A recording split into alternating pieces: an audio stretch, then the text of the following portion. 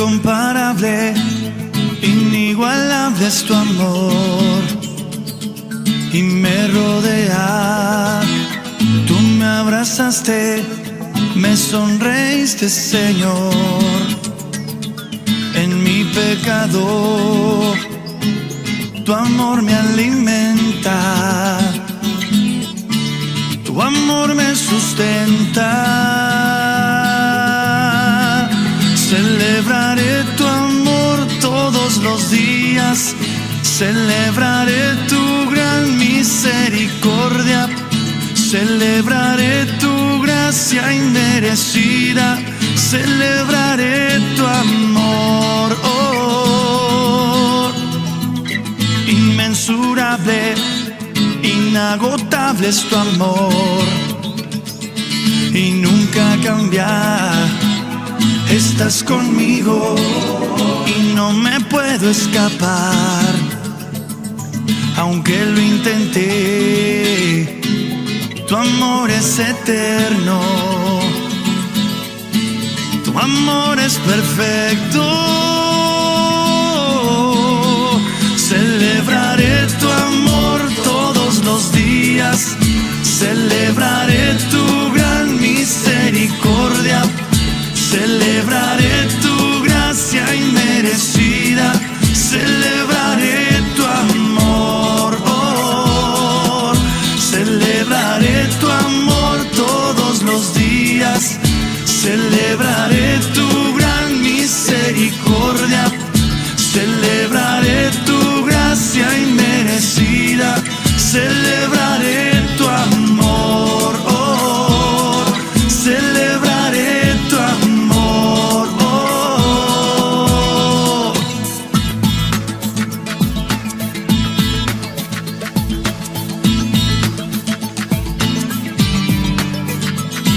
celebraré tu amor y tu misericordia, oh Dios.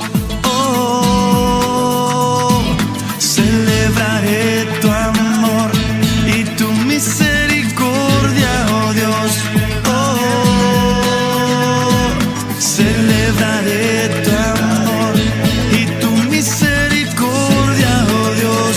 Oh, oh, celebraré tu amor todos los días, celebraré tu gran misericordia, celebraré tu gracia inmerecida, celebraré tu amor.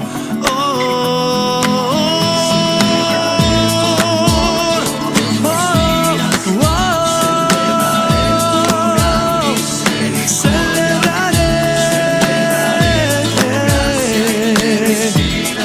celebraré tu amor. Oh, celebraré tu amor. Oh, celebraré tu amor. Oh, oh, oh.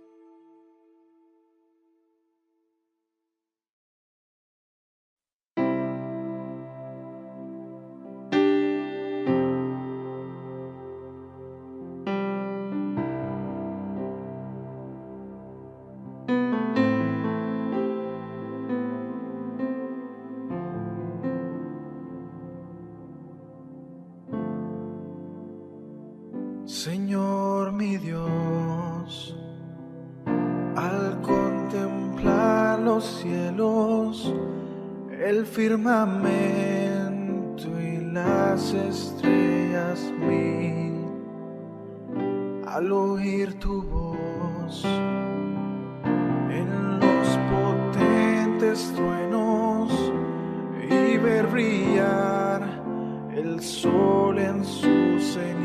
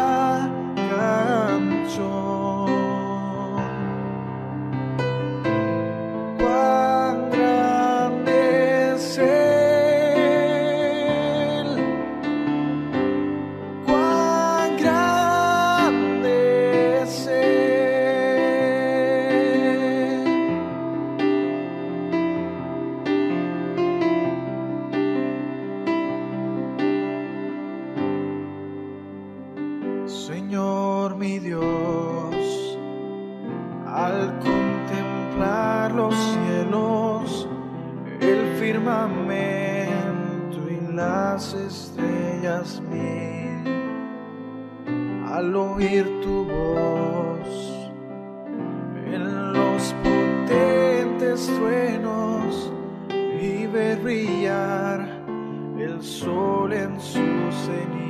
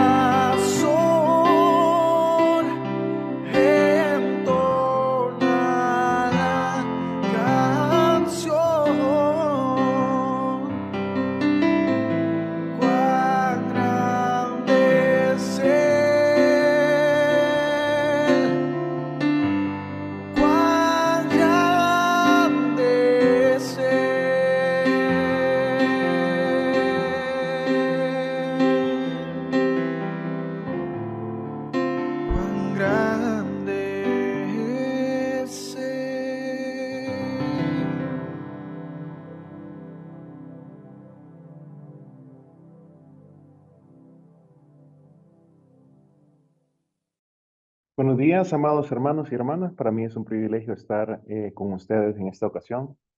Este día vamos a continuar con la enseñanza que Dios tiene para nosotros en el Evangelio según San Lucas. Y antes que nada vamos a entregarle este tiempo al Señor para que sea Él quien nos hable, ¿sí? Así que oremos. Padre, te damos las gracias por tu palabra. Te damos las gracias porque nos permites aprender más de ella. Yo te pido, Señor, que sea tu palabra cayendo en buena tierra, que nuestro corazón, nuestra mente sea buena tierra, Señor, para que podamos recibir esta palabra, la podamos creer, la podamos poner en práctica y también la podamos compartir con otros, Señor. Te bendigo, Padre, por tu palabra y te pido que seas tú hablando a través de mí, Señor. En el nombre de Cristo Jesús. Amén. Y bueno, mis hermanos, como hemos estado viendo, estamos en los últimos días ya de Jesús y específicamente la semana pasada pudimos aprender acerca de que Jesús estaba acercándose a la fiesta de los panes sin levadura llamada la Pascua. Vamos a ir entonces a Lucas 22, capítulo 22, y solo para el contexto vamos a leer los primeros 6 versículos, sin embargo vamos a estudiar del 7 al 23. ¿Sí? Lucas 22, del 1 al 6 primeramente, ¿sí? Les recuerdo que la estoy leyendo en la versión Nueva Biblia de las Américas, ¿sí? Dice, se acercaba la fiesta de los panes sin levadura llamada la Pascua, y los principales sacerdotes y los escribas buscaban cómo dar muerte a Jesús, pero temían al pueblo. Entonces Satanás entró en Judas, ¿sí? Llamado Iscariote, que pertenecía al número de los 12 discípulos. Y él fue y discutió con los principales sacerdotes y con los oficiales sobre cómo entregarles a Jesús. Ellos se alegraron y convinieron en darle dinero. Él aceptó y buscaba una oportunidad para entregar a Jesús sin hacer escándalo. Y podemos ver en otros evangelios que hubo un concilio, se reunieron y ahí dijeron, no, es mejor que una persona muera a que todo el pueblo, los romanos lo vayan a matar porque se levanta un nuevo rey. Y esa era como toda la lógica de estos sacerdotes, ¿no? Que era una sabiduría equivocada. Em, Sin embargo, fíjense bien que dice que Satanás entró en Judas, llamado Iscariote. Y hay otros versículos en donde vemos en que Jesús está reunido al final de este recuento que vamos a ver hoy, que Jesús está y Jesús le da la orden a Judas, que en este caso Satanás estaba dentro de él, ¿sí? Y le dice, ve a hacer lo que debas hacer, después de que tienen la Santa Cena, ¿no? Entonces ahí vemos aún la soberanía de Jesús, la soberanía de Dios, aún sobre el enemigo, ¿sí? Que le da permiso de hacer cosas. Eso es algo muy interesante, no lo vamos a ver ahorita, pero nos adentramos con el pastor Jorgito probablemente, ¿sí? El siguiente domingo. Vamos a ir entonces a Lucas 22, versículo 7 en adelante, ¿sí? 7 en adelante y vamos a ir uno por uno. Dice, llegó el día de la fiesta de los panes sin levadura, ¿sí? El capítulo 1 comienza diciendo que se aproximaba esta fiesta, ¿sí? Sin embargo, llegó el día de los panes sin levadura en que debía sacrificarse el cordero de la Pascua. Sí, y recordemos que el Cordero de la Pascua se mataba en el día 14 Nisan, ¿sí? Ese mes y día se sitúan entre marzo y abril de nuestro calendario, ¿sí? Esa noche, la cena pascual, allí era comida, ¿sí? La fiesta de los panes sin levadura seguía inmediatamente a la Pascua, que era el día 15 al 21 de Nisan, esa semana, ¿sí? Ambos periodos, Nisan era el mes, ¿no? Entonces, ambos periodos eran llamados indiferentemente tanto como Pascua, como la fiesta de los panes sin levadura, porque una iba detrás de la otra. Por lo tanto, el primer día corresponde al 14 del mes Nisan. Este era el primer día de la fiesta. El pueblo de Galilea celebraba la Pascua el martes en la noche para sacrificar a los corderos en la tarde de ese día. Y aquí lo de los tiempos es muy importante, ¿sí?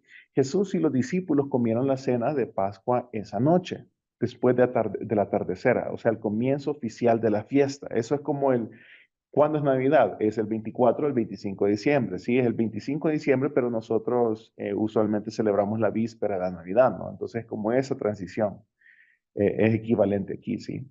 Los habitantes de Judea seguirían esta misma secuencia al día siguiente, el viernes, ¿sí? Esta debió de haber sido una conmemoración muy conmovedora para Jesús. La Pascua, recordemos, era una celebración de la liberación de Israel de Egipto, lo que fue un acto central de la redención del pueblo de Israel en el Antiguo Testamento. ¿Sí? Jesús ahora estaba proveyendo un nuevo centro de redención que sería recordado a través de una nueva cena ceremonial. La frase el Día de los Panes sin Levadura es una descripción genérica del festival que duraba toda una semana. Originalmente se celebraba el inicio de la cosecha, pero más tarde fue combinada con la Pascua. ¿Sí? Vamos al versículo 8. Entonces Jesús envió a Pedro y a Juan diciéndoles, vayan y preparen la Pascua para nosotros, para que la comamos. Específicamente hablando de la comida, ¿sí? Es interesante ver que Pedro y Juan son identificados únicamente en el Evangelio de Lucas, ¿sí? No en los otros tres. Y a quienes Jesús les encargó con la preparación de la Pascua. Esta preparación no era una pequeña tarea, tenían que llevar el cordero de la Pascua para sacrificarlo y hacer los preparativos para la comida para 13 personas, ¿sí? ¿Dónde deseas, versículo 9, dónde deseas que le preparemos? Preguntaron, versículo 10. Y él les respondió, miren, al entrar a la ciudad, les saldrá al encuentro un hombre que lleva un cántaro de agua. Síganlo a la casa donde entre. Al entrar a la ciudad, y esos pequeños detallitos uno los pasa así a veces rápido, pero pongamos atención, ¿sí? Al entrar a la ciudad, y probablemente Jesús mismo se quedó en Betania durante el día, ¿sí? Entonces dice, le saldrá al encuentro un hombre que lleva un cántaro de agua. Esta era una señal inusual, porque llevar el cántaro era típicamente el trabajo de una mujer, ¿sí? Y generalmente los hombres cargaban líquidos en contenedores hechos de piel de animal. Esa sería una señal distintiva para los discípulos y es probable que hiciera parte de la preparación de su comida. Por lo general, y como les decía, la labor de cargar el agua era delegada a las mujeres, en un cántaro, ¿no? De manera que un hombre que llevara un cántaro llamaría la atención. El conocimiento de Cristo sobre lo que aquel hombre hacía en el momento preciso en el que llegaron sus discípulos parece ser entonces una manifestación de su omnisciencia divina, ¿sí? Porque Él es Dios, ¿no? Entonces, Él como Dios es omnisciente, entonces sabe todas las cosas. Versículo 11. Dice, y dirán al dueño de la casa, el maestro dice, ¿dónde está la habitación en la cual puedan comer la Pascua con mis discípulos? Y pero fíjense la información adicional que proporciona Mateo, ¿sí? En el libro de Mateo 26, 18 dice, y él dijo, id a la ciudad a cierto hombre y decidle, el maestro dice, mi tiempo está cerca, en tu casa celebraré la Pascua con mis discípulos. Adicionalmente, de encargarles a Juan y a Pedro de hacer la comida para la Pascua, Jesús ya había hecho preparativos preliminares con el dueño del lugar donde se haría la cena, ¿sí? Y el dueño del aposento alto estaba encargándose de varios detalles para ellos, ¿sí? O sea, no sabemos si fue por un ángel, se le apareció, etcétera, pero ya Jesús había tomado ese tiempo para preparar también a este hombre que iba a preparar este aposento alto, ¿sí? Y dice el versículo, el maestro te dice. O sea, este era el encargo que llevaba Pedro y Juan, ¿sí? Para decirle a este hombre. Y esta escena implica que hay secretos, ¿sí? Jesús tenía buenas razones para hacer silenciosamente los arreglos para la Pascua. Él no quería que Judas o los demás líderes judíos los traicionaran antes de poder hablar por última vez con sus discípulos. Sí, y recordemos, por ejemplo, toda esta parte del aposento alto, es bien interesante que el libro de Juan tiene pocos capítulos en comparación a Lucas o a Mateo, eh, y varios de estos capítulos los dedica solamente a lo que pasó durante la conversación en el aposento alto. Entonces, esta conversación iba a ser muy significativa, muy importante, y entiendo por qué, la razón de que probablemente Jesús lo quería tener en secreto, ¿sí? He de comer la Pascua con mis discípulos, dice el versículo. Y la mención de la Pascua trae cuestiones complicadas en la cronología del calendario preciso de cómo pasaron estos eventos, ¿sí? La principal complicación es que Mateo, Marcos, Lucas presentan la cena que Jesús tiene con sus discípulos, y eso lo pueden verificar al ir a estos evangelios y leer esta parte. Eh, lo identifica como la cena de la Pascua, que normalmente se comía con cordero, que era sacrificado en los días de la Pascua, con una gran ceremonia en el templo, pero Juan parece indicar que la cena tuvo lugar antes de la Pascua. ¿Sí? Veamos Juan 13:1.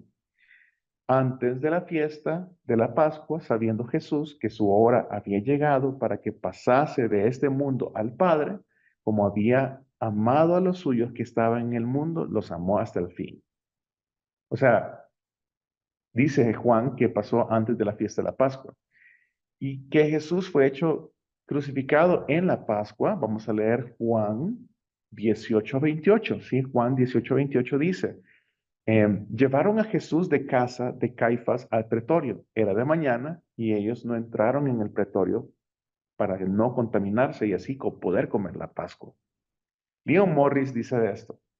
Posiblemente la mejor explicación es que había diferentes calendarios en uso. Jesús murió cuando las víctimas de la Pascua estaban siendo sacrificadas de acuerdo al calendario oficial, pero él había tenido la cena de la Pascua con sus discípulos la noche anterior, ¿sí? De acuerdo al calendario no oficial. Adam Clark también sugiere una solución similar y dice, es una opinión común que nuestro Señor comió la cena de la Pascua unas cuantas horas antes de que los judíos lo hicieran. Para los judíos, de acuerdo con la costumbre, comían la cena, ¿sí? Al final del día 14, Nisan. Pero Cristo comió la tarde anterior, que era el principio del mismo día sexto o viernes, ¿sí? Los judíos comenzaban su día al atardecer. Nosotros, nosotros lo comenzamos a la medianoche en nuestro calendario, ¿sí? Así Cristo comió la Pascua el mismo día que los judíos, pero no a la misma hora. Ninguno de los evangelios menciona que hubiera un cordero en la cena de la Pascua. Esto puede deberse a que no pudieron obtener uno antes del día oficial de la Pascua.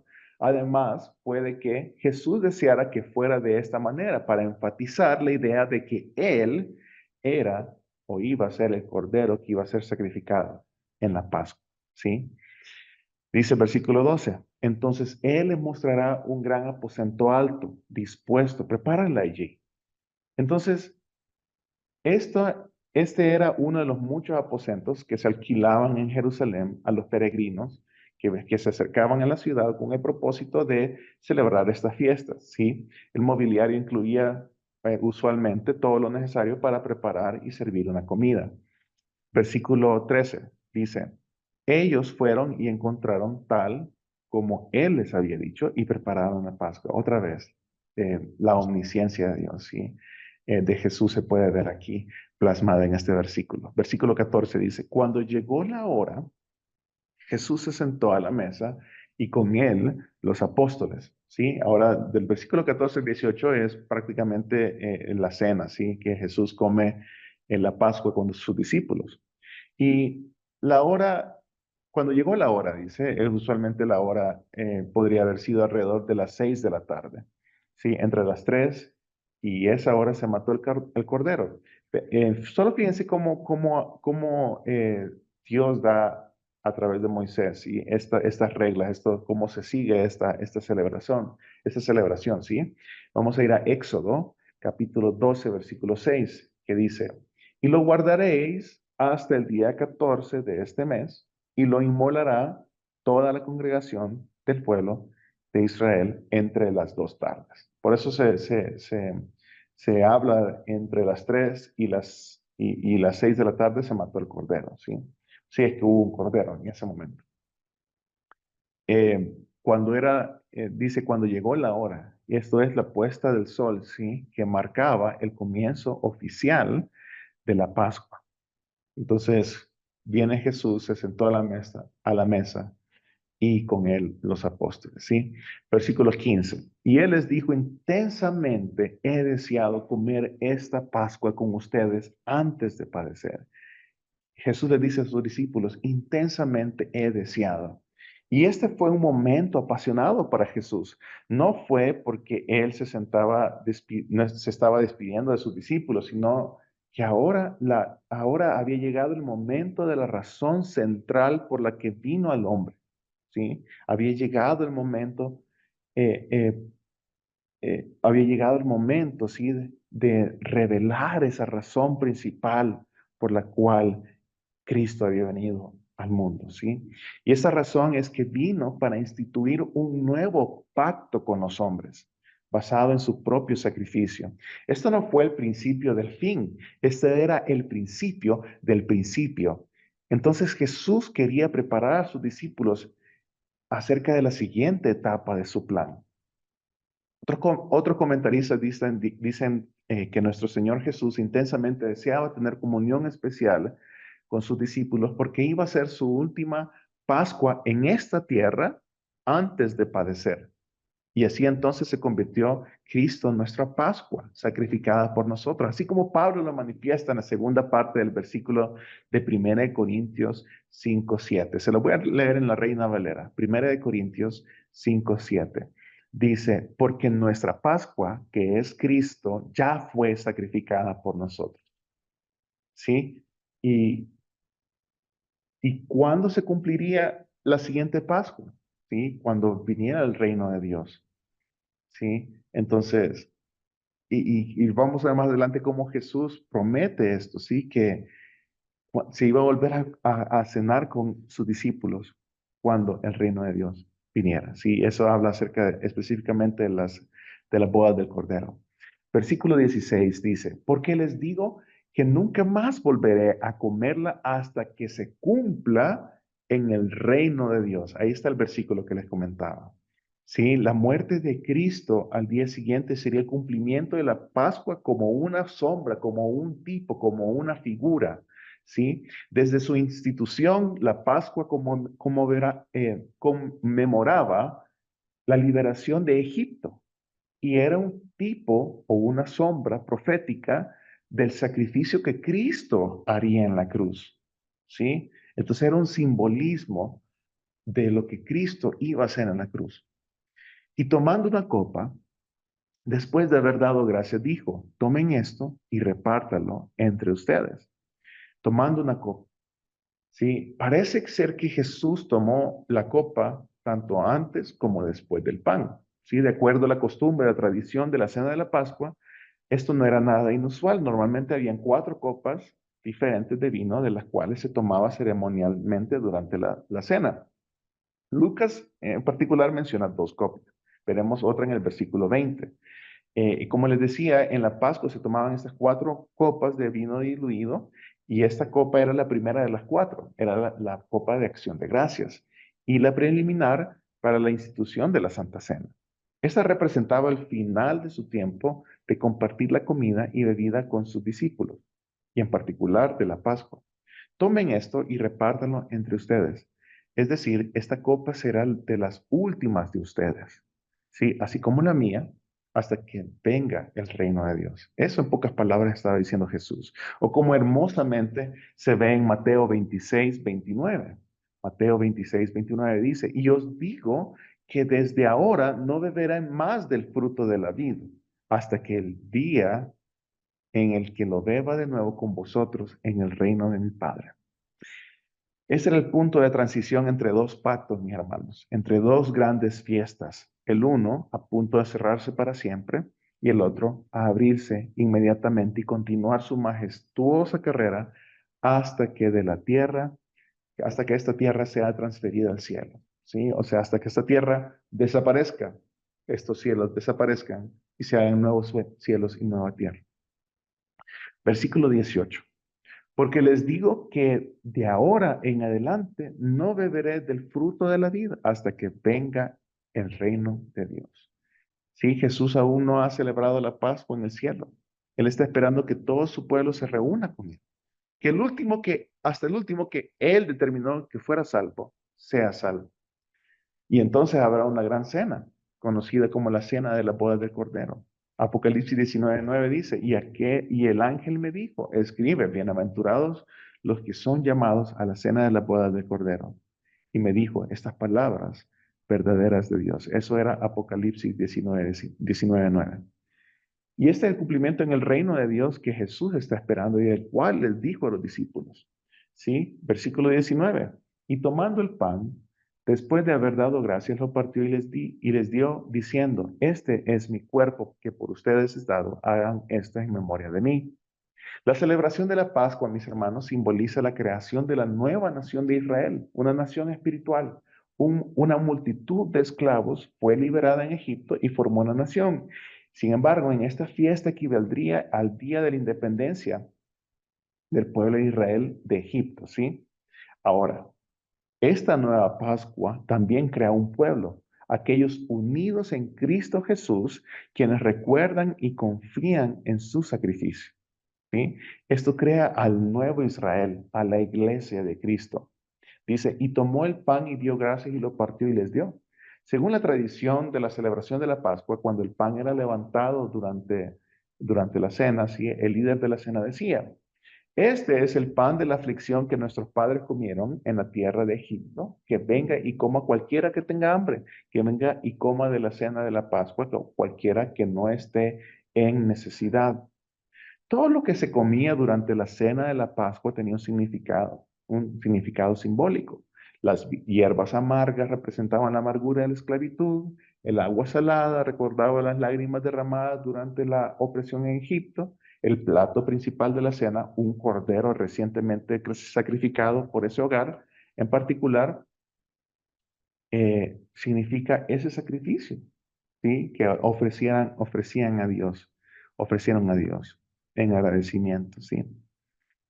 Y era el sacrificio que cargaba con los pecados, que permitía que el juicio de Dios pasara sobre la familia que creía. ¿Se acuerdan aquello que pintaron en las plagas? La última, que tuvieron que sacrificar un cordero para poder manchar de sangre su casa, ¿sí? Que no pasara por ahí el ángel de la muerte.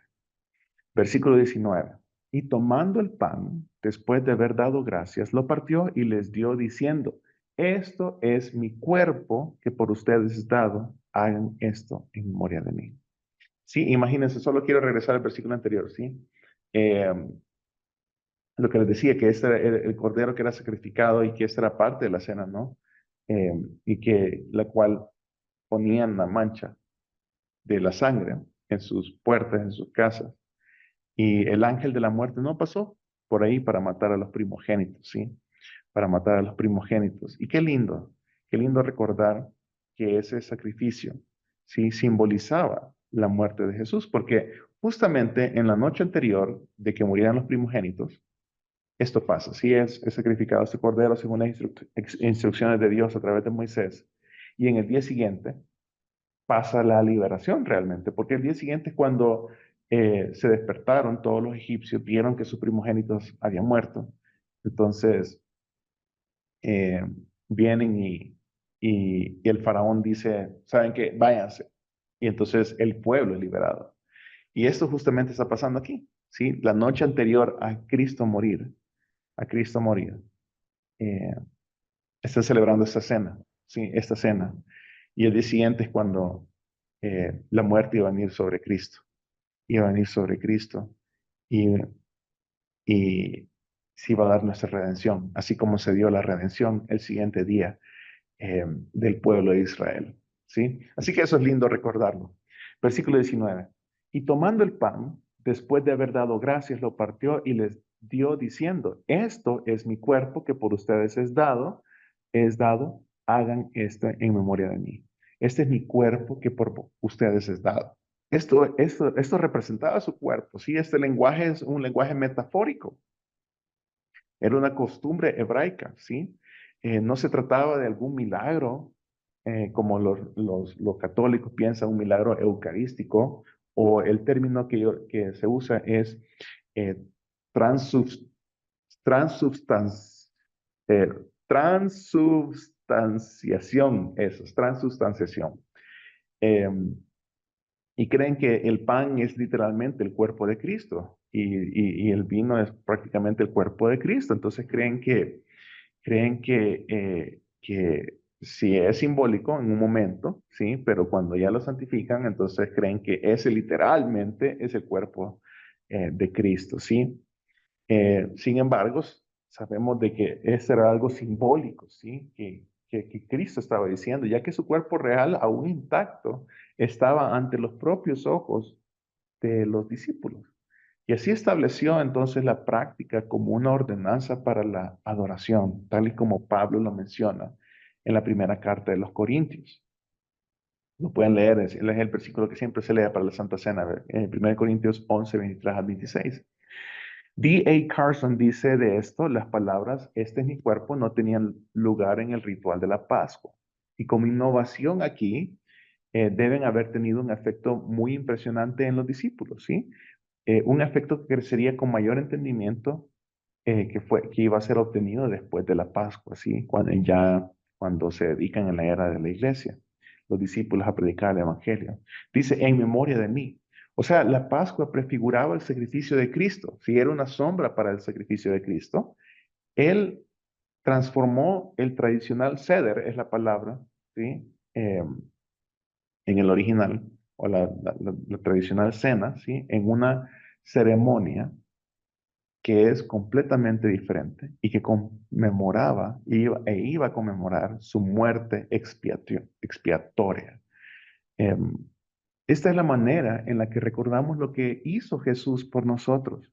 Mientras comemos el pan, debemos recordar cómo Jesús fue golpeado y azotado por nuestra redención.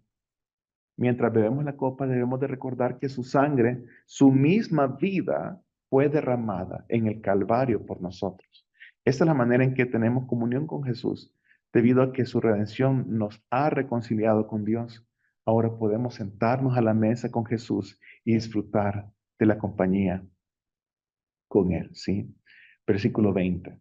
De la misma manera tomó la copa después de haber cenado diciendo, esta copa es el nuevo pacto en mi sangre que es derramada por ustedes. Sí, y aquí probablemente se trataba de la tercera copa, ¿sí? Les comentaba que habían cuatro, y esta era la copa de la bendición en celebración de la Pascua, ¿sí? Este es mi cuerpo que es dado por ustedes. Esta copa es el nuevo pacto en mi sangre. Y el entendimiento exacto de estas palabras de Jesús ha sido la fuente eh, de controversia teológica entre diferentes ramas del cristianismo, ¿sí? Porque unos creen, como les decía, que eh, es la sangre, eh, la sangre real de Cristo, se convierte esto en la sangre real de Cristo, pero sin embargo, o sea, sin embargo, nosotros sabemos que esto es algo simbólico, ¿sí? Es algo, entendemos que esto es algo simbólico. Jesús no dio una explicación formal del significado de cada uno de los alimentos, ¿sí? De lo que se tenía en la mesa.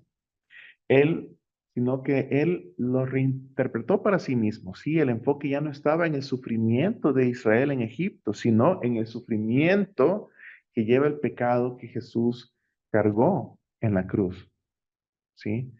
Ya no era el sufrimiento del pueblo, ahora iba a ser el sufrimiento de este cordero. Ese iba a ser el simbolismo, ¿sí? El sufrimiento del cordero que dio su cuerpo y su sangre en la cruz para redimirnos del pecado, ¿sí? Para darnos la salvación del día en el día de la ira, donde toda la ira de Dios para los creyentes fue pagada en esa cruz, ¿sí? Ahora ya no hay ira contra nosotros, ¿sí? Sin embargo, sí va a haber un día de la ira en donde todos aquellos que no creyeron, no le profesaron a Él como Dios, ¿sí? Y Salvador, van a pagar el precio, ¿sí? Esta copa es el nuevo pacto en mi sangre. Sorprendentemente aquí Jesús anunció la institución de un nuevo pacto. Ningún hombre podría instituir un nuevo pacto entre Dios y el hombre porque era Dios mismo quien instituía los pactos. ¿Sí? Pero Jesús es el Dios hecho hombre. Sí, es Dios hecho hombre. Él tiene la autoridad para establecer un nuevo pacto, sellado con su sangre, de la misma manera que el viejo pacto fue sellado con sangre. Lo pueden, en la sangre de los corderos, ¿sí? Lo pueden ver en Éxodo 24:8. El nuevo pacto concierne a la transformación interna que nos limpia de todo pecado, ¿sí? Porque perdona, dice Jeremías 31:34, porque perdonaré la maldad de ellos y no me acordaré más de su pecado. ¿Sí? Esa transformación pone la palabra y la voluntad de Dios en nosotros. Jeremías 31:33, el versículo anterior dice, daré mi ley en su mente y la escribiré en su corazón. Este pacto se trataba de una relación nueva y cercana con Dios. ¿Sí? Yo seré eh, a ellos por Dios y ellos me serán por pueblo, dice también el versículo 33 de Jeremías 31. ¿Sí? Podemos decir que la sangre de Jesús hizo posible este nuevo pacto y también hizo que este pacto fuera seguro y confiable, porque está confirmado con la vida misma de Dios. Sí, hermanos, quisiera que que podamos entender, ¿sí? Esto es un simbolismo, pero sinceramente es algo tan precioso, porque las cosas viejas pasaron y en este momento se estaba declarando que todas las cosas iban a ser hechas nuevas, ¿sí? La cena del Señor es un medio de gracia que nos ha dejado Cristo, donde podemos tener comunión con Él, celebrando el nuevo pacto que ha hecho con el nombre, ¿sí?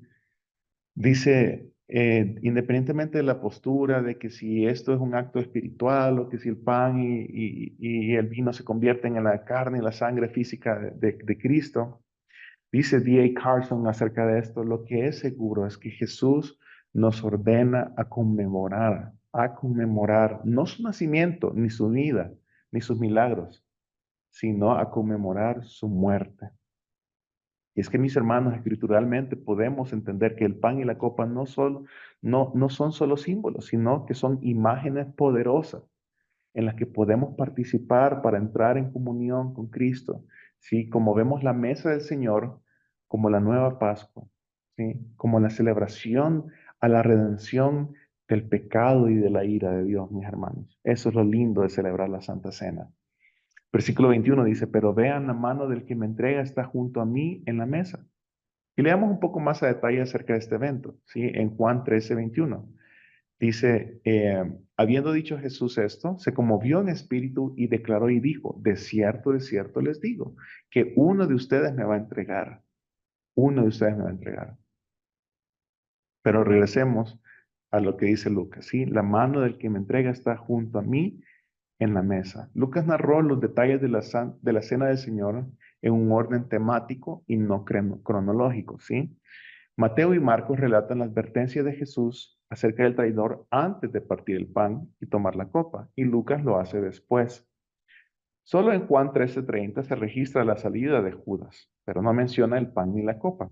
Así que la comparación aquí resulta muchas veces difícil determinar si Lucas dijo que salió antes o después, Judas salió antes o después de ser instituida la cena. Pero las palabras de Lucas aquí parecen sugerir que Judas sí estuvo presente en ese momento. Y si así fue, su presencia en ese momento hace aún más despreciable su hipocresía y su crimen, ¿sí? Dice, pero vean la mano del que me entrega está junto a mí en la mesa. Esto parecería indicar que Judas estaba presente cuando Jesús tomó el pan y la copa con sus discípulos, ¿sí? Este es un tema de debate, como les decía, entre los estudiosos de la Biblia. Versículo 22. Porque en verdad el Hijo del Hombre va según se ha determinado, pero ay de aquel hombre por quien Él es entregado. Y a la verdad el Hijo del Hombre va según lo que está determinado. Estaba determinado por profecía que el Mesías debía ser traicionado. ¿Sí? En Salmos 41:9 dice, aún el hombre de mi paz, en quien yo confiaba, el que de mi pan comía, alzó contra mí el calcañar. Pero ay de aquel hombre, ¿sí? Quien de hecho traiciona al Mesías. Judas nunca podría alegar que él estaba ayudando a Jesús a cumplir la profecía. Él fue y es completamente responsable de su pecado ante Dios. Dice, según lo determinado. Cada detalle de la crucifixión de Cristo estuvo bajo el control soberano de Dios y en acuerdo con sus propósitos eternos. Recordemos que fue Jesús quien puso su vida en la cruz por nosotros. No fueron los líderes judíos quienes lo mataron, no fueron los soldados romanos, no fue Poncio Pilato, fue Dios mismo quien puso a Cristo en la cruz. ¿Sí? Solo miremos algunas referencias de la soberanía de Dios usando los enemigos. Sí, dice Deuteronomio 33:27, el eterno Dios es tu refugio. Y aquí abajo los brazos eternos.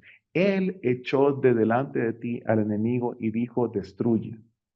Hechos 2:23 dice, a este entregado por el determinado consejo y anticipado conocimiento de Dios, prendisteis y matasteis por manos de inicuos, crucificándolo.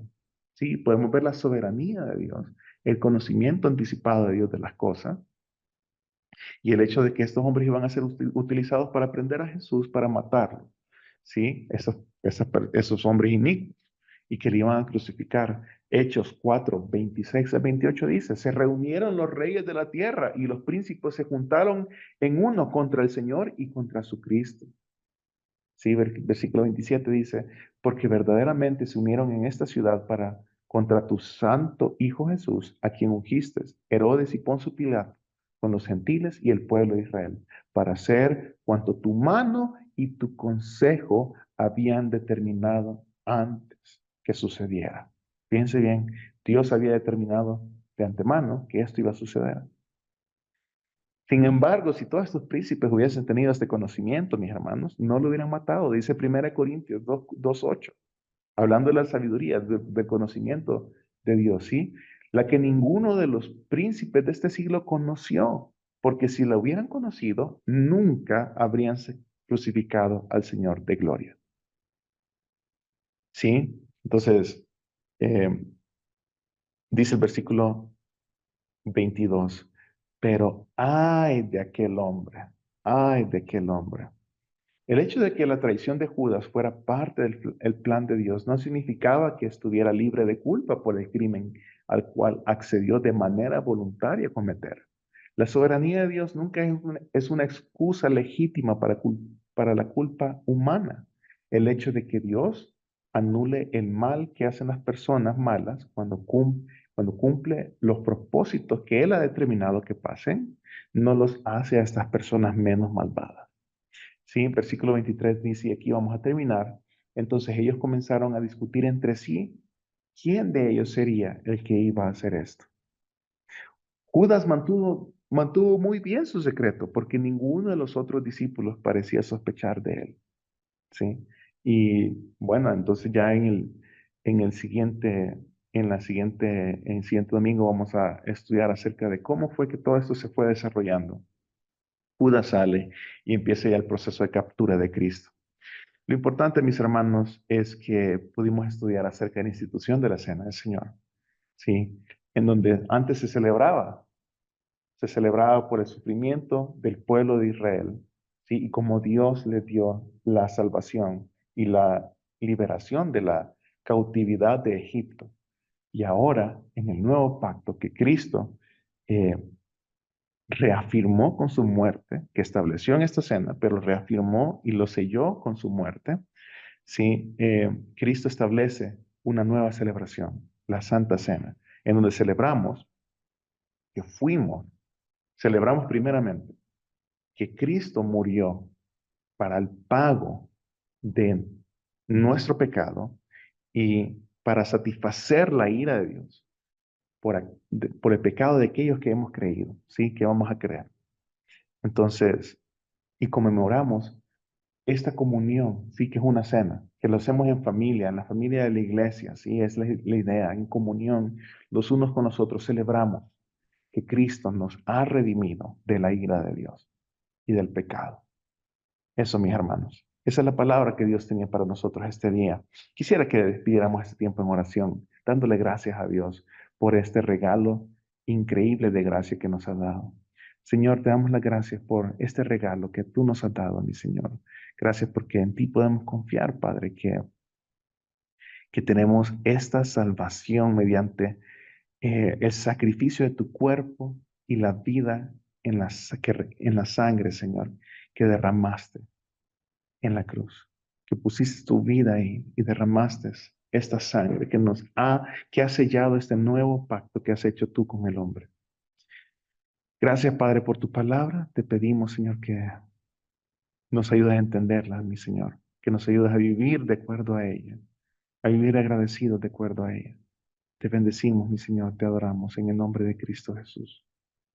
Amén. Bueno, mis hermanos, entonces nos estaremos entiendo yo que el siguiente domingo también va a ser virtual, así que con el profesor Jorgito vamos a retomar este tema hasta dentro de 2 semanas, pero hay una enseñanza muy linda el siguiente domingo acerca de Segunda de Pedro. Sí, se va a cerrar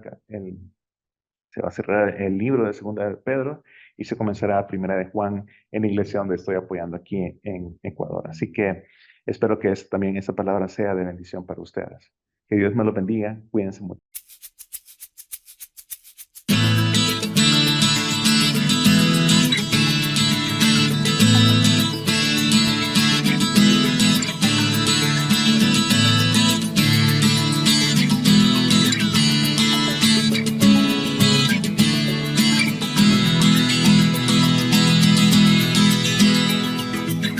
Incomparable, inigualable es tu amor y me rodea.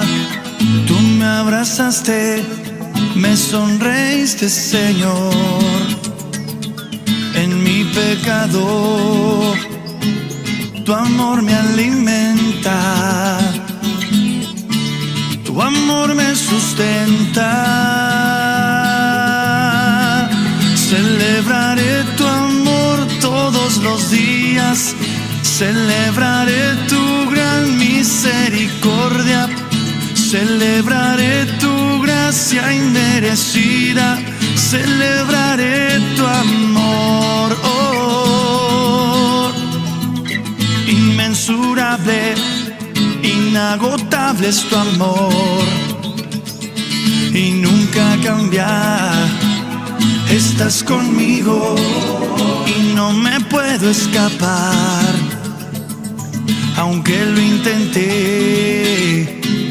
Tu amor es eterno, tu amor es perfecto. Celebraré tu amor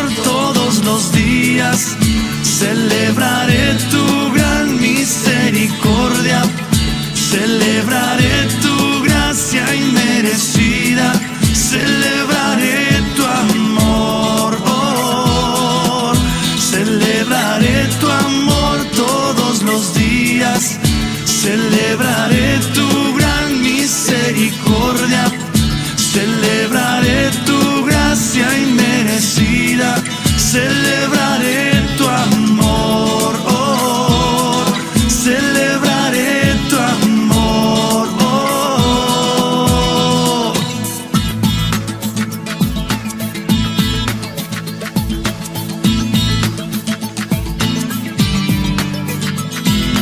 Celebraré tu amor y tu misericordia, oh Dios, oh.